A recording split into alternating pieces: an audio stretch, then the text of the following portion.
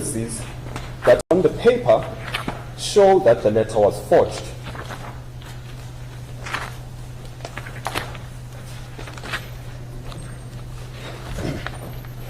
Unfortunately, in my bundle, it's one letter in front of the other. So I'm going to invite the court, if you don't mind, that you clear your own bundles as well and you put them side by side for juxtapositioning and perhaps dramatic effect as well.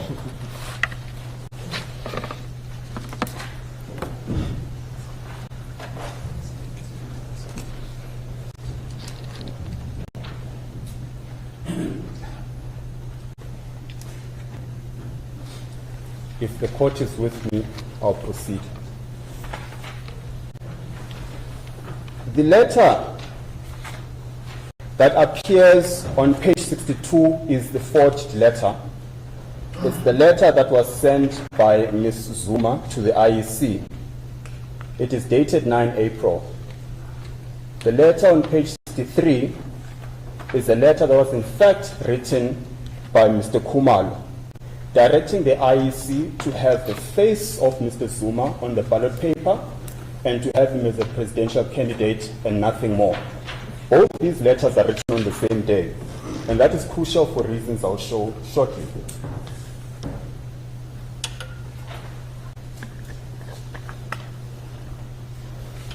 In paragraph 1, Mr. Khumalo, or rather Ms. Zuma, writes, I hereby tender my resignation as party leader and request to be replaced by President Jacob Zuma. I would like to take the liberty of informing you that a motion which stems from the National Leadership Corps, where a decision was taken and concluded that President Zuma, and that a letter be written to the IEC for the final and only inclusion of President Zuma as the face of the ballot and as a recognized face and leader of the MK party. That is exactly the last part about the face, is the letter Mr. Khumalo had himself sent to the IEC on the very day. He had said exactly what Ms. Zuma is saying in page 62. Why would he then say the same thing twice in different letters? Why would he do that? An inference must be drawn. Why would he say, I limit my instruction to IEC to just change the face and confirm the presidential candidate? At the very same day, he says something completely different. At night, 8:20, he suddenly decides he's changing his mind, he's saying something different without retracting his earlier email. The initial email he sent himself, suddenly this one is not sent by himself but by someone else, excluding him from that email trail. That's the first we suggest is evidence of no intention by Mr. Khumalo to effect such a change. The second most obvious example I submit are the signatures. You look at the signature on page 63, which is Mr. Khumalo's actual signature.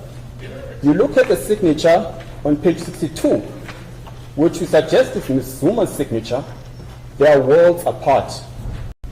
They look nothing like each other. This suggestion was put to the third and fourth respondents. The answer is, well, we do not know why they look different. With respect, that can't be a sustainable argument. What is peculiar about the defense of the third and the fourth respondents is that Ms. Zuma does not depose to an affidavit giving her version. There is a serious allegation against her. She does not depose to an affidavit, taking this court into a confidence, saying, I met with Mr. Khumalo on X date. We sat at X building. He instructed me to write A, B, and C. He then attached his signature and then instructed me to send the email. She doesn't say any of that. Who gives a version?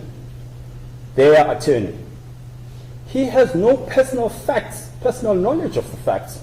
On what basis then does he give a version of what happened factually? Is he saying Ms. Zuma told me, and now I'm telling you, court, that's what Ms. Zuma told me, and now there's a confirmatory affidavit confirming that she told me? That's the essence of the defense. Mr. Zungu simply has no personal knowledge. and a gauntlet was thrown at Ms. Zuma to respond to these allegations, she does nothing of the sort, simply to confirm the contents of Mr. Zungu's affidavit, which contains no material facts in his personal knowledge, by the way. He has no personal knowledge of the emails, there's no personal knowledge of the engagements with the IEC, yet he gives a version about all these factual accounts. With self-respect, the court must draw an inference from that. We have been challenged to say, well, why didn't you take this to trial? They're disputes of fact. Well, with respect, they're not disputes of facts that can't be resolved on paper. We are showing you now that it is quite blatant that this was not the intention of Mr. Khumalo. It was a misrepresentation of his position. And we submit you will be able to deduce that from just the arguments I'm giving you. So the first one, I've said the signatures look nothing alike. The second reason we suggest that you should be able to conclude that they were not written by the same person are the logos themselves, the headers on each of the letters. They look nothing like each other. The one is an official one, which was Mr. Khumalo's letter. The other is a download from an internet, which is in Ms. Zuma's letter. You look at the top of the letter themselves. Mr. Khumalo always includes the address and the contact details of the person who authored the letter. In the other letter, there's no such information. It was omitted. Who should be called to confirm these details was omitted from that letter. You look at the formatting of the letters. The one is more inclined to left align the dates, the other justifies the email, or rather the dates. You look at the structure of the heading of the letters. They are formatted differently, one with an underline, the other without. Rather unfortunately, Mr. Khumalo chooses not to address people as dear sir or ma'am. He just gets to the meat of the matter. So he omits addressing the recipient. Ms. Zuma addresses one as dear sir.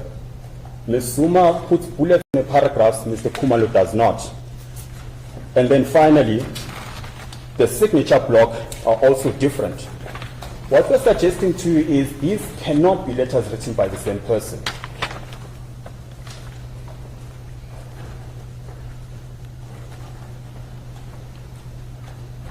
And what you also see, my very hawk-eyed junior, is telling me that when you go to the signature block, Mr. Khumalo would put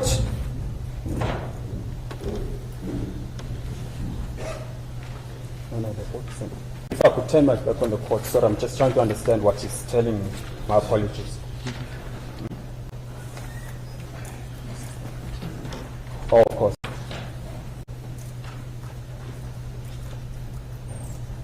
Ms. Zuma addresses Mr. Khumalo in the signature block as commander, when in fact Mr. Khumalo himself refers to himself as the president of MK. Those are the differences in the signature blocks. The point we're simply trying to make is these are letters not authored by the same person. And there is a reason when this letter was sent to the IEC, Mr. Khumalo was omitted.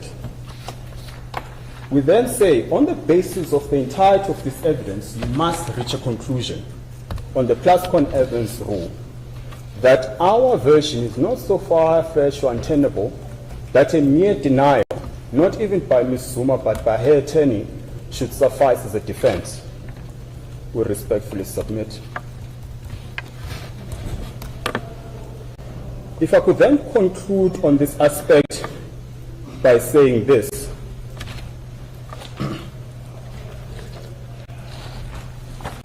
Counsel, can I just interrupt you?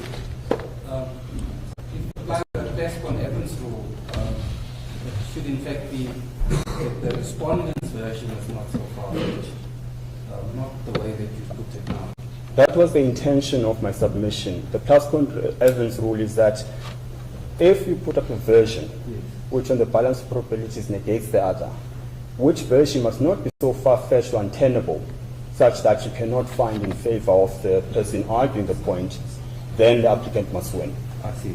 That's the intention of my the point that submission. you're making, that the version on behalf of the respondents is so far-fetched that it should be rejected on the basis? No, absolutely, particularly in light of the evidence that I've given you. Yes.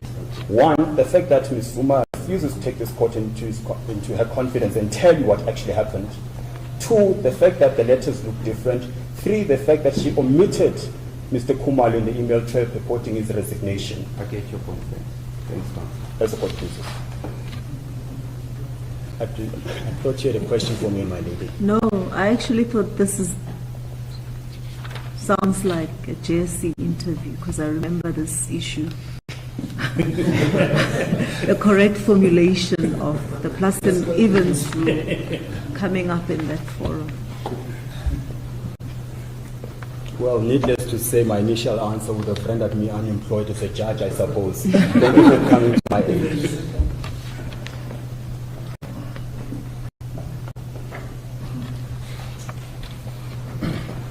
The Commission itself, with respect, accepts, and I do not want to belabor the point, but if you have reference to page 107, they themselves accept that only a party leader can make that change. I want to conclude by saying, at least on the merits,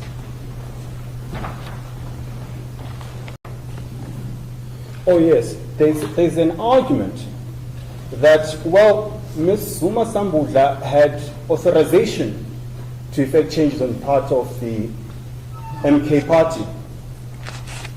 She actually doesn't. That MK2 annexure to the answering affidavit merely says, provide with the credentials of the portal of the IEC. That's all it says. It does not negate Regulation 9. The fact that she can perform other administrative tasks on behalf of the party does not imbue her with the power to exercise a change in terms of Regulation 9. Only Mr. Khumalo can. So nothing turns on the fact that she had access to the portal. If anything, she herself does not use the portal to effect the change. So what relevance then that she had access to the portal? Because if she genuinely thought she's entitled to because she's got access to the portal, well then why didn't she use the portal for that purpose? It's because she knows that is not how you effect the change. How you effect it, it must come from the party president, which is why then she sends the email instead. Nothing turns on the fact that she had access to the portal.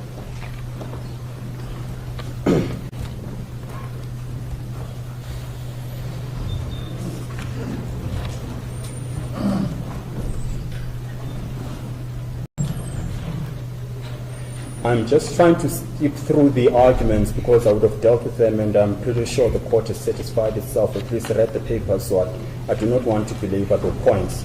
I'm just skipping through my argument, if you could just indulge me.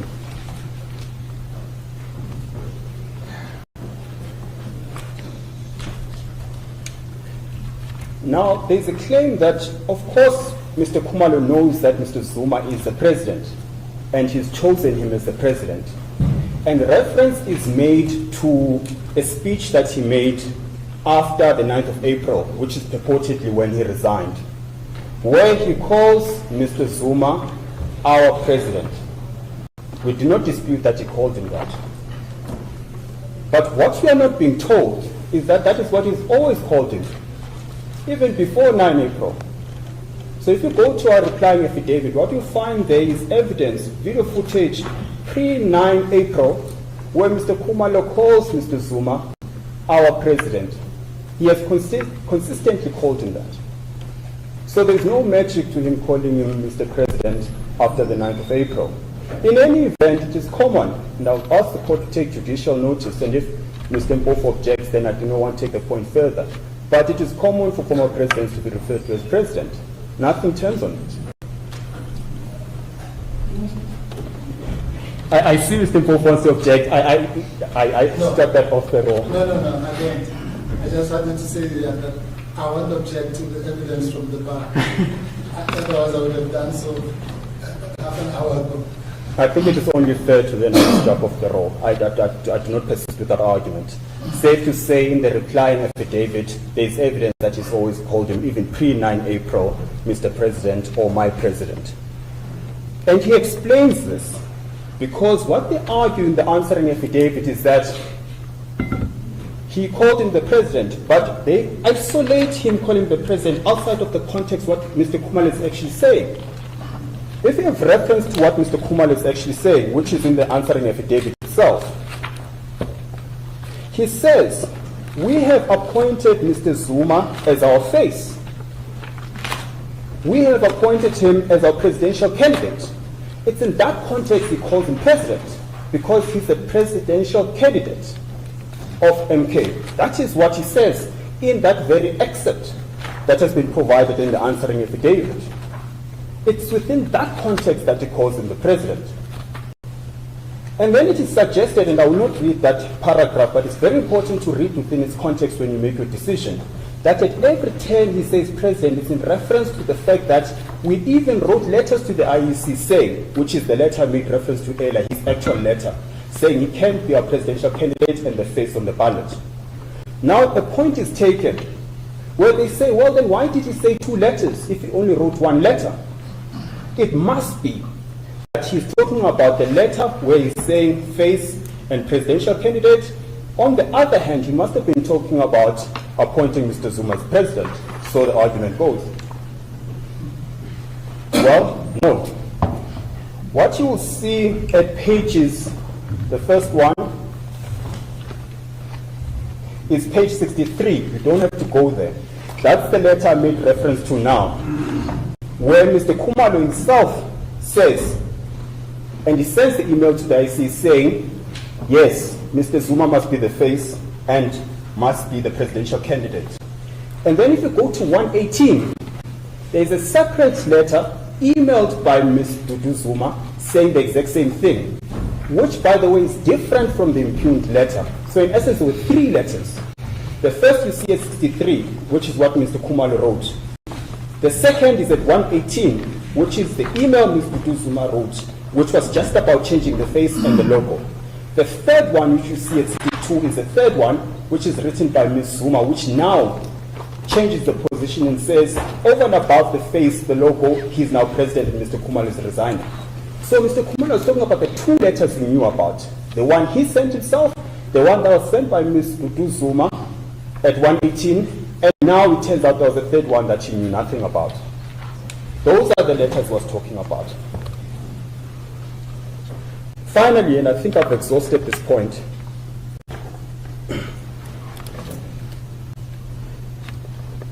I want to deal very briefly with the issues that were raised as preliminary points. I've dealt with why Mr. Khumalo called Mr. Zuma president. Then let's deal with the issue of jurisdiction. There's an argument that this court has no jurisdiction. We'll really not get into that. I don't want to belabor that point. It should be self-evident that it's an unsustainable argument. And the argument is that, well, Section 19 of the Constitution is not implicated. The very reason Mr. Khumalo is here is to protect and vindicate the Section 19 right to form a political party, to campaign for it, and to stand for office. As a result of the IEC's decision or the change in the party leader, his right to form a political party has been taken away from him. Section 19, therefore, is implicated.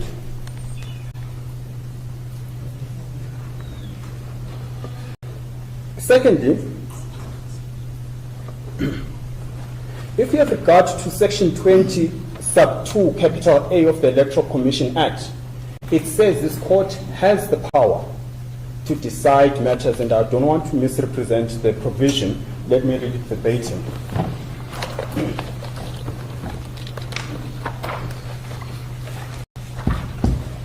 If you could just bear with me again. The essence of the, it's in the, thank you so much, Mitch, appreciate it.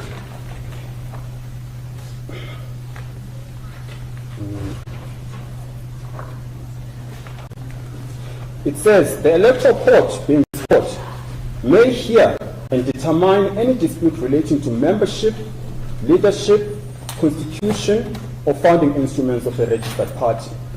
Thanks, Mitch.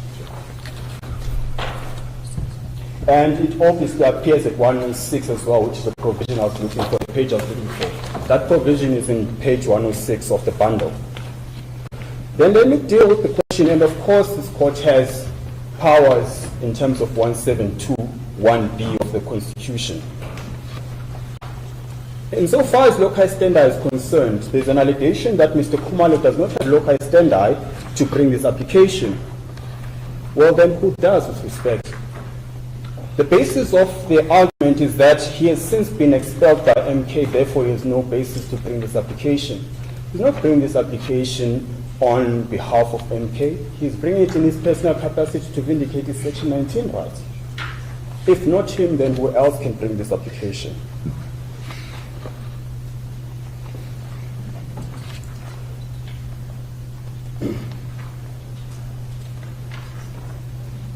And what is interesting, let me make this point quickly, that when Mr. Khumalo involved, or at least attempted, to the great displeasure of Deputy Chief Justice Meyer, when he attempted to address the court on these issues, he deposed to an affidavit where he says Mr. Zuma is legitimately the president of MK, and made the arguments that we're making here in his answering affidavit, in his affidavit. And then one of the justices then suggests to the counsel for Mr. Zuma, but there's an allegation that Mr. Zuma is an illegitimate president of MK. The response on behalf of Mr. Zuma is, well, where does it say he's the president? He hasn't said he's the president of MK. That is in those papers, and it is in these papers, and they haven't been responded to. And then I want to deal finally with the issue of loci standi, of urgency. Mr. Khumalo wrote a letter when we found out that Mr. Zuma, well, someone had changed the party leader. On 5 May, he writes to the IEC saying that is not the correct position. The IEC writes back to him on the 7th of May. Without any evidence of what happened, without any explanation to him, they put up a public statement, will not engage in internal party politics. The president is Mr. Zuma as of the 10th of April. Therefore, we will leave it at that. That's what they say publicly on the 7th of May. Without any explanation to Mr. Khumalo as to how this comes about. Because everything we now know to have happened was as a result of the IEC deposing to an affidavit, now giving us the evidence of what actually happened. Mr. Khumalo again wrote to the IEC saying, now I've even expelled Mr. Zuma because illegitimately is president. I'm the legitimate president. Effect the change to reinstate me as president. They again refuse. He then goes to the Constitutional Court instead of coming to this forum. Why? Because it dealt with the subject matter which is before this court. That could have been resolved by that court at that stage.